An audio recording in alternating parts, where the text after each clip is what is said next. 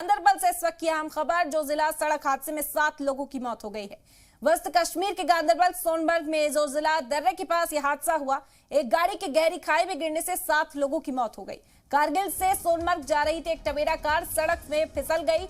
जो जिला दर्रा मंदिर मोड़ के 400 फुट गहरी खाई में जा गिरी है। मौके पर पुलिस पहुंची, एम्बुलेंस और मकामी लोगों की मदद से जख्मियों को अस्पताल में एडमिट कराया गया, लेकिन 7 लोगों की दर्दनाक मौत इस हादसे में हो गई। तो इस वक्त की अहम खबर आपको बता रहे, बेहद दर्दनाक ये हादसा पेश आया है। 7 लोगों की इसमें मौत हो गई है। जो जिला सड़क हादसे में 7 लोगों की मौत की खबर सामने आई है गांदरबल से। वस्ती कश्मीर के गांदरबल सोनमर्ग में जो जिला दर्रे के पास ये हादसा पेश आया, एक गाड़ी यहां पर गहरी खाई में गिर गई, जिससे 7 लोगों की मौत हो गई। बता दें कि कारगिल से सोनमर्ग जा रही थी ये टवेरा कार, जो हादसे का शिकार हुई। सड़क से फिसलने की वजह से गहरी खाई में गिर गई और 7 लोगों की इसमें मौत हो गई।